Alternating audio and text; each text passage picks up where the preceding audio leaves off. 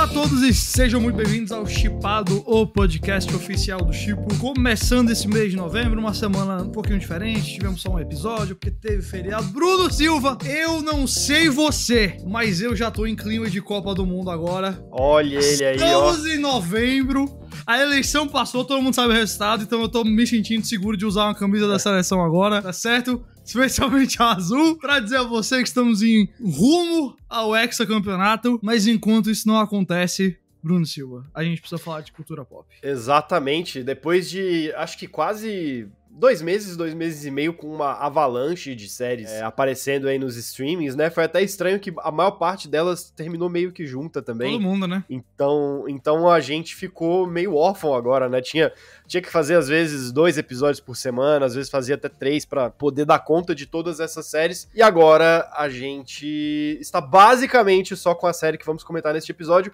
Porém, quantidade não necessariamente significa qualidade, né, Guilherme? Nossa, definitivamente não, definitivamente não. Eu diria que a gente tá falando da campeã agora aqui. Essa semana, como o Bruno falou, assim, acabou Senhor dos Anéis, acabou A Casa do Dragão, acabou Mulher Hulk. A gente tem o Pantera Negra semana que vem, a gente tem Avatar em dezembro, a gente tem The Last of Us em janeiro. Estamos aqui nesse comecinho de novembro, um pouquinho numa pausa, mas é uma boa pausa porque, tanto que a gente já tirou o feriado na quarta, não tivemos episódios da quarta-feira.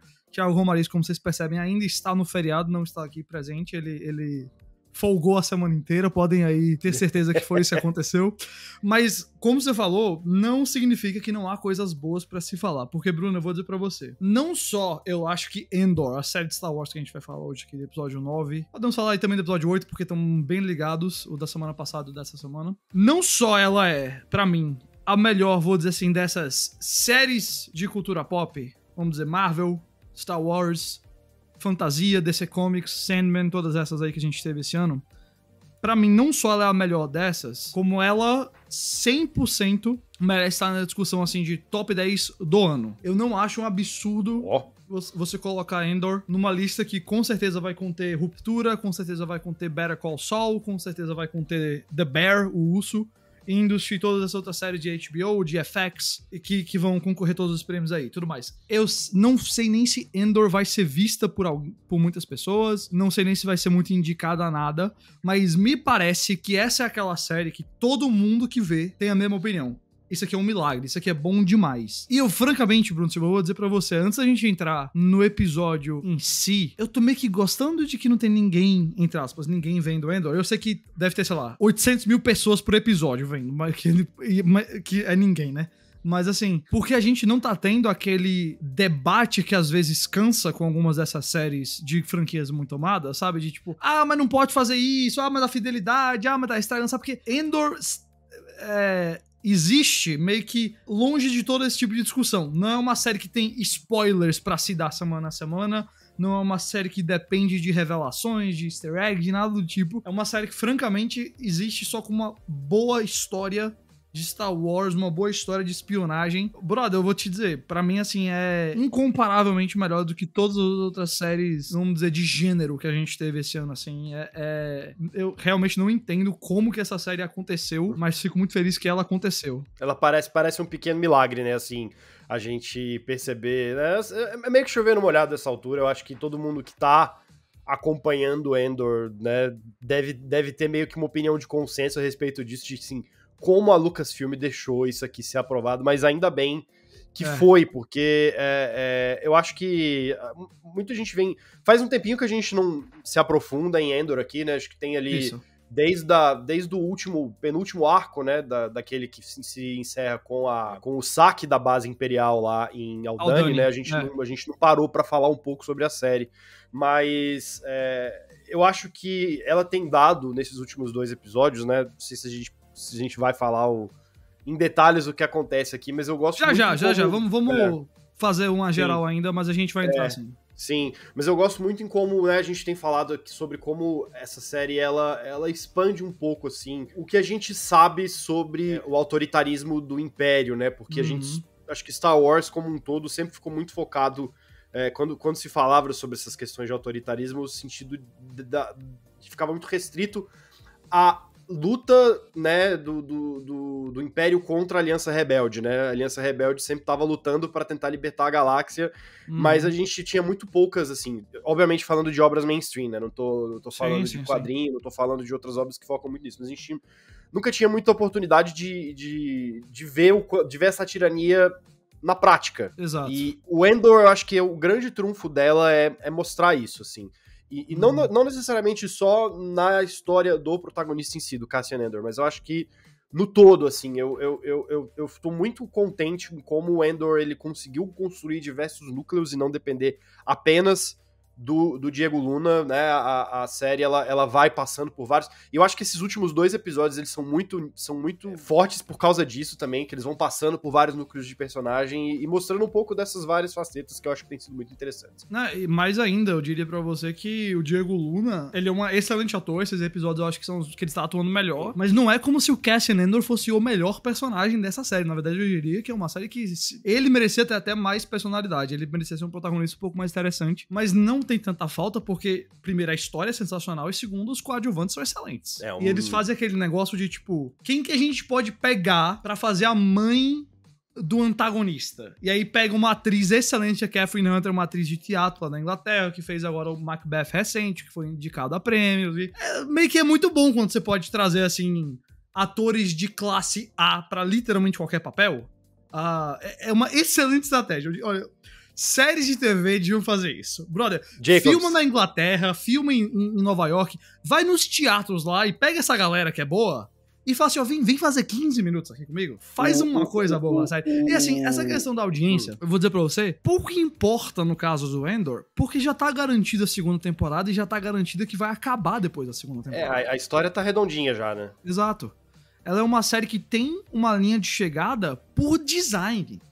O Tony Gilroy já falou, ó, eu fiz 12 episódios agora, que juntam aí pra 12 meses de cronologia, e eu vou fazer mais 12 episódios, já tá filmando, já tá em produção, vou fazer mais 12 episódios que vão cuidar de 4 anos, e acabou. Porque depois desses 4 anos é o Rogue One, não tem nem como a gente inventar mais. Eu digo pra você, se fosse uma série meio que... A gente acabou de ver o Sandman sendo renovada, e foram 2, 3 meses de agonia se Sandman ia ser renovado ou não. Saiu no começo de agosto. E sob circunstâncias muito estranhas, vamos combinar, né? Assim, a gente pode até comentar isso depois, mas essa renovação foi meio esquisita, né? Exato. Só que a gente, eu gostei. Você gostou de Sandman também? A gente gostou, Gostei, né? Não, muito boa, muito boa. Pois é. E aí foi aquele negócio que a gente fica meio... Putz, tomara que seja renovada, tomara que tenha a segunda temporada. Com o Andor, eu já sei que tem a segunda temporada garantida, já sei que termina lá. Eu prefiro assim, brother.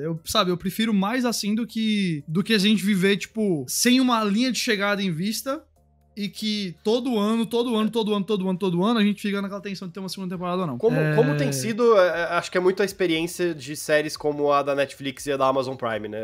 Normalmente a gente vê uma temporada e a gente fica naquela coisa de, tipo, será que vai ter uma próxima? E nunca sabe, né? Ao contrário dessa, eu acho que com o Andor eles conseguiram deixar o negócio muito arrumadinho, que eu acho que é bom pra gente, mas eu acho que é melhor ainda pra quem tá fazendo a série, porque deve dar uma segurança pra contar a história do jeito que eles querem contar, que é incomparável. Bom, vamos entrar agora nesses últimos 2 episódios 8 e 9, que foi Narquina 5 e Ninguém Tá Escutando, são os 2 episódios que... meio curioso. Eu vou dizer pra todo mundo o seguinte. Em teoria, esse episódio 9 terminaria o arco, né? Porque são arcos de 3 episódios. Me parece que funcionou mais. Teve Aldani, e aí a gente teve um episódio de intervalo, ou de, sei lá, preparação. Porque eu, sem dar spoilers, mas eu já vi o próximo. Eu já vi o episódio 10. E o arco que a gente tá vivendo agora termina no episódio 10. Não termina no 9. Não me parece que o Gilroy fugiu um pouquinho aí da estrutura. Eu vou até dar uma explicação de bastidores aqui. Mas o episódio, justamente esse que eu falei, que foi um interlúdio aí, ele foi escrito pelo roteirista original da série antes do Tony Gilroy entrar como a força criativa principal. Então eu acho que é um pouquinho ali de herança de roteiro antigo, que tá um pouquinho fora dos planos deles. Né? Exato. Por isso que eu imagino que a gente teve, então, um arco de 3, um interlúdio, outro arco de 3, e aí vai encerrar com um arco de 2 episódios 11 e 12, que esses aí eu não vi. Mas Esses episódios agora, 8, 9 e semana que vem o 10, eles estão ali no arco de Narquina 5, que é esse planeta prisão do Império, onde a gente vê que o complexo industrial do Império se mantém nas costas dos prisioneiros. O Império passou uma legislação, que é o que a Mon Mothma tá combatendo, que diz que eles podem prender quem eles quiserem e fazer reavaliar a sentença como eles bem entenderem. E basicamente a sentença é: você vai pra essa prisão, você passa anos lá trabalhando pra fabricar, eu suponho, a Estrela da Morte, mas certamente Star Destroyers e outras coisas aí, que é uma coisa assim fantástica, porque meio que vê só, a gente sabe que Star Wars, o Império, é um negócio assim gigante que constrói várias coisas, porque afinal de contas eles têm a Estrela da Morte, eles têm um monte de coisa assim. Eu nunca parei pra pensar em quem que é a mão de obra do Império. E não é necessariamente uma pergunta que eu preciso que Star Wars me responda. Eu não preciso saber quem é que tá ali montando as peças da Estrela da Morte pra curtir o episódio 4, 5, 6 dos filmes. Mas aí é um negócio que quando você faz, e você não faz assim dizendo, essa é uma série sobre os construtores da Estrela da Morte, mas quando você faz dizendo assim, é uma série sobre a realidade da galáxia durante o Império, e uma das coisas que a gente vai mostrar são as fábricas, aí é diferente, porque aí não vira aquele negócio de tipo, a gente precisa explicar isso. Você não tá partindo do ponto de vista de referência, de easter egg, de explicação. Você tá partindo do ponto de vista de é simplesmente parte da nossa construção de mundo, parte da nossa história desses personagens aqui. E como você falou no começo, da opressão de um império que sempre foi esse império fascista, sempre foi esse império autoritário, que podia fazer o que queria, mas que a gente sempre viu muito mais numa linguagem de bem contra o mal, porque Jedi, Sith e tudo mais. E aqui a gente tá vendo como seria de verdade isso, né? Como seria a galáxia assim. Então, desse ponto de vista, eu já preciso elogiar demais a premissa desse arco, de tipo, ir pra uma prisão, ver como a prisão funciona, ver todo o negócio do chão eletrocutando a galera, de como que é o sistema, de como que eles espalham os prisioneiros pra não ter comunicação entre um e o outro. O Luke Hall, que é o designer de produção dessa série, que faz os sets e faz os ambientes, tudo. Esse cara é um gênio, tá? O que esse cara tá criando de um lugar é incrível. E pra mim, assim, eu não precisava, na minha vida como fã de Star Wars, saber como era o complexo cárcere e industrial do Império, mas agora, tendo visto como essa série tratou isso, cara, ainda bem que a gente teve isso, porque que história incrível que eles estão fazendo. E não apenas a questão do mundo em si, mas eu acho que os personagens que estão sendo escolhidos para contar essas coisas são os melhores personagens possíveis, assim, né? Você falou da parte da prisão, né, lá de Narquina 5. Cara, que figura extraordinária que é o Andy Serkis. Primeiro, surpresa total, até, tipo, assim, nossa, quando aparece ele o Andy Serkis, eu fiquei, brother. tipo, o quê? What? Né? Exatamente, o fator surpresa é muito bom, mas assim, né, a figura que ele interpreta, que é esse cara chamado Kinoloy, né, isso. E eu acho que é muito interessante até por conta dessa parte e a transformação que o Kinoloy vive Total. Nesses 2 episódios, né. Total. Sensacional. Esse personagem é sensacional. É sensacional, assim, porque pra dar uma explicação muito breve, né, essa prisão, ela funciona como uma fábrica, e por conta desse negócio de eletrocutar, não tem guarda dentro da fábrica, os guardas só ficam do lado de fora. Uma vez que você entrou, você tá descalço, se você fizer qualquer besteira, você vai tomar choque. Então como é que você organiza... Se o choque for forte demais, todo mundo morre. Todo mundo morre. Então como é que você organiza esses detentos pra trabalharem? Você dá poder a um deles pra gerenciar os outros numa busca, assim, feroz por produtividade, porque quem produzir mais vai ter mais benefícios dentro da prisão, quem produzir menos vai ser punido. Então tá todo mundo querendo, né, sempre competir por mais. E tudo isso é personificado na figura do Kinoloy, que é um cara que acredita nisso. E é muito legal ver como esse episódio, né, o episódio 8 e depois o 9, ele monta toda essa estrutura ao redor desse cara e das crenças desse cara pra imediatamente derrubar tudo. Assim, é uma condução de roteiro, assim, muito de primeira. Não me surpreende até quando eu fui puxar depois e eu vi que o roteirista do episódio... É o Bill Williams, né? William, né? Que era do House of Cards. Nada mais, nada menos do que o criador da versão americana de House of Cards. Então, exato, assim, é um cara que entende de roteiros em que você esconde um pedacinho ali, você esconde o outro pedacinho aqui, né? Onde você consegue... onde você consegue manipular os personagens ao redor do que o roteiro tá pedindo naquele momento. É simplesmente muito bom, cara. E é bom de um jeito surpreendente, porque realmente, né? Se você tivesse fazendo todas essas coisas numa série de espionagem padrão, já seria incrível. Você fazer isso dentro de uma ótica de Star Wars, que nos últimos anos tem sido sinônimo de narrativas engessadas por cânones e por bíblias de representação visual e como que tem que ser tal personagem, e você tem que, né, ser fiel a um determinado conjunto de regras pré-estabelecidas. E é muito legal ver como essa série está fazendo isso sem precisar seguir essas regras, né, completamente. Isso é muito, muito, muito positivo pra Star Wars. Total. Eu vou elogiar bastante o Kino Loy também, cara. Eu acho que em 2 episódios o cara, assim, já se catapultou pra um dos melhores personagens que Star Wars já teve. Não acho que isso é um exagero de forma alguma. Acho que é excelente, excelente mesmo o trabalho que o Serkis faz.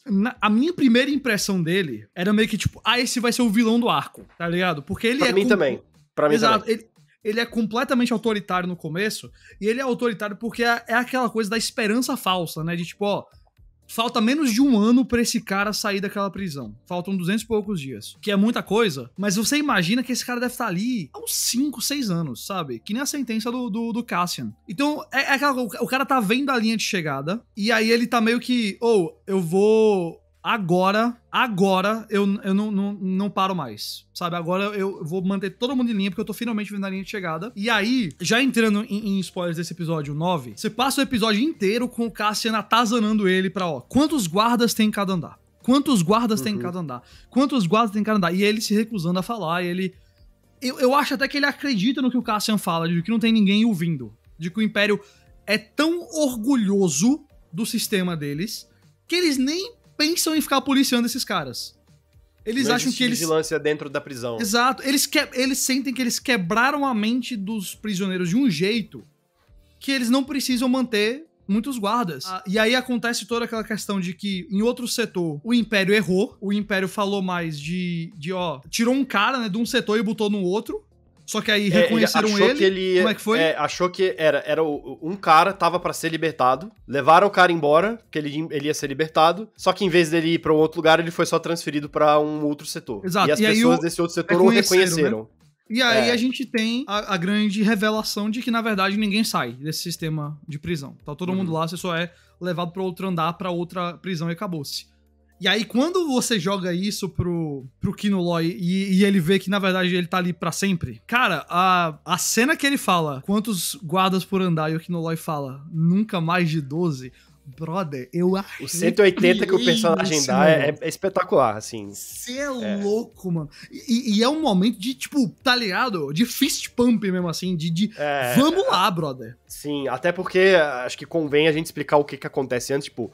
Essa revelação vem num momento mega tenso, porque esse episódio 9, uma das tramas que acontecem é que um dos detentos do grupo essa galera sempre produz peças pra alguma coisa do Império em grupos, né? Esses grupos, eles são fixos. E um desses caras, que também tá pra sair, ele é idoso.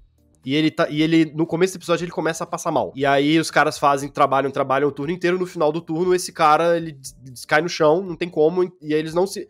O Kino Loy se vê obrigado a chamar um médico pra resolver. Pra surpresa de ninguém, o médico, que também é um detento, chega lá e fala, não tem o que fazer, esse cara teve um derrame, eu vou dar aqui um negócio pra ele morrer logo e não sofrer mais, né? Então eu acho que é o combo das duas coisas, é isso, e é nesse momento que eles descobrem que saudável ou não, ele não vai sair dali, eles vão enganar o cara, e aí vem essa mudança que, cara, é muito foda, é muito, muito, muito foda, assim.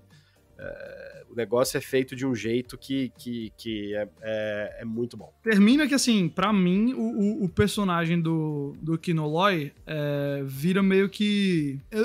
o exemplo, assim, de como que você constrói um personagem tridimensional, porque eu não gostava dele, agora eu gosto, mas eu entendo todas as decisões. Eu entendo toda a decisão dele de, tipo, manter todo mundo na linha, eu entendo a decisão dele de não manter mais as pessoas na linha. Tudo isso eu acho que tá muito bem justificado pelo roteiro. Como eu falei, eu já vi o próximo episódio. Eu vou dizer que eles encerram muito bem tudo isso. E que ele continua sendo um personagem, assim, fantástico.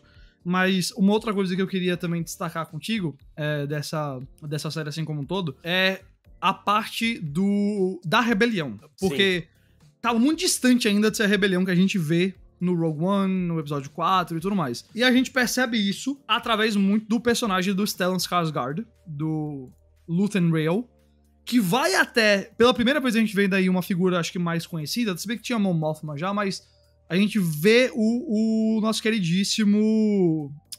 Sal Guerreira, do Forest Whitaker, exatamente. E a gente descobre que a célula dele, dos rebeldes, não tem nada a ver com a do Luthen. Eles não sabem quem que foi que fez lá ao dano, e o próprio Luthen nega ter feito, porque ele não quer, né, dizer que ele tá com dinheiro. A Aliança Rebelde passa longe de ser um movimento unificado e organizado. Não é uma aliança ainda, né? São várias células aqui e ali, em diferentes lugares. E é muito legal ver isso, porque mesmo numa série feita Star Wars Rebels, a animação, que trata muito do começo da rebelião também, e tem células diferentes, é um negócio no começo mais desorganizado, depois eles vão se organizando, mas não tem essa tensão entre uma célula e a outra, não tem um debate ideológico de como se faz uma coisa e a outra. E o pior é que, por mais extremista que ele seja, o Sol Guerreiro é o cara que tá certo nisso tudo.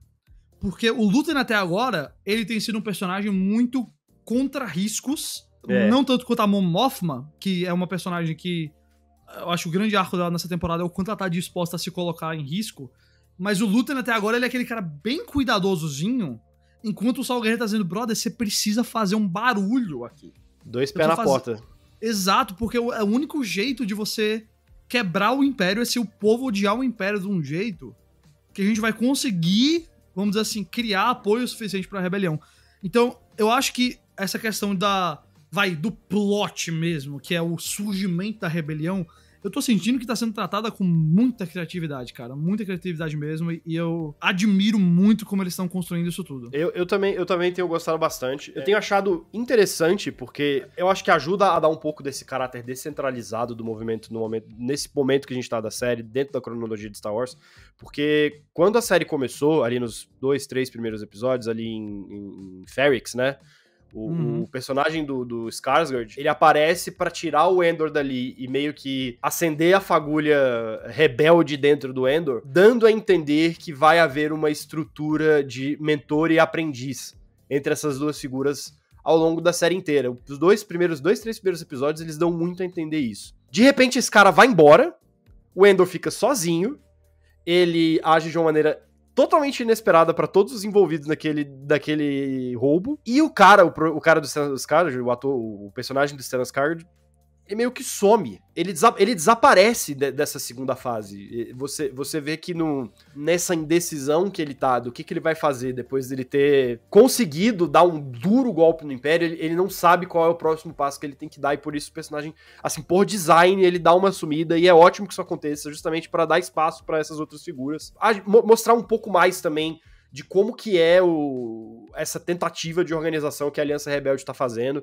Gosto muito de como a figura da Mon Mothma tá sendo desenvolvida, assim, Endor, eu acho que esses últimos episódios, acredito que alçaram ela a uma posição de protagonismo meio que ao lado do Endor, assim, que eu tô muito curioso pra ver como vai ser quando esses dois personagens estiverem juntos, porque, né, a série toda me parece estar sendo construída pra colocar essas duas figuras em posições-chave dentro da rebelião, cada uma à sua maneira, mas as visões de mundo dos dois são completamente diferentes. Então eu acho que isso pode dar uns embates ideológicos muito interessantes. Mas pra segunda temporada, eu não acredito que isso vai ser explorado, né, ainda nessa primeira temporada, não. Mas eu tenho achado muito legal, assim, como que ela é essa pessoa que ela tá tendo que manter aquelas aparências ali, até mesmo dentro de casa, né, que ela tem ali a tensão com o marido, e ela tentando meio que aos poucos encontrar pessoas de confiança pra conseguir expandir um pouco ali a esfera de atuação dela, né, e ir cada vez mais perto do objetivo dela, que é, basicamente, assegurar fundos que ela sabe que ela tem, mas ela não sabe como tirar eles daquele lugar sem levantar suspeitas do Império, né? E ela quer fazer isso pra poder, basicamente, dar dinheiro pros rebeldes. É isso. Então, eu acho que tem sido muito interessante essa parte também, ainda que ela fique sempre um pouco em segundo plano, assim, ao longo dos episódios, eu acho que tem sido bem trabalhado. Legal. Também. Até porque o nível do diálogo e da atuação com esse núcleo é muito bom. Às vezes eu acho que podia andar um pouquinho mais, sabe? A mudança pessoal dela. Já estão alguns episódios que o dilema é o mesmo. Então, Eu acho que vai melhorar, porque tem agora, nesse episódio, a entrada ali do... vamos trazer aí um bandido, né, lá do planeta natal dela, pra tratar disso, então talvez a gente veja um movimento maior sobre isso tudo. Mas, de qualquer forma, a série é sensacional ainda. É um negócio, assim, absurdo que eles estão fazendo com essa série. Muito feliz que já tem a segunda temporada garantida. Ó, eu vou dizer, se você ouvir esse podcast inteiro, nem se preocupa com spoilers, entre aspas, porque essa não é uma série que se estraga, dizendo assim, acontece tal coisa. Essa é uma série que você precisa ver pela experiência de direção, de roteiro, de atuação, disso tudo, porque tá tudo isso lá. Ela não depende de, digamos assim, plot twist e aparição especial, nada disso, ela não usa essas muletas. Então, se você tá ouvindo esse podcast e ainda não viu Andor, cara, vai lá e assiste. Vai lá e assiste, você não vai se arrepender. Aliás, fica aqui a minha expectativa, né? Star Wars tem gostado de fazer isso, de última hora, trazer alguém e utilizar esse fator surpresa. Mandaloriano fez isso, por exemplo. Eu tô torcendo muito pra isso não acontecer em Andor.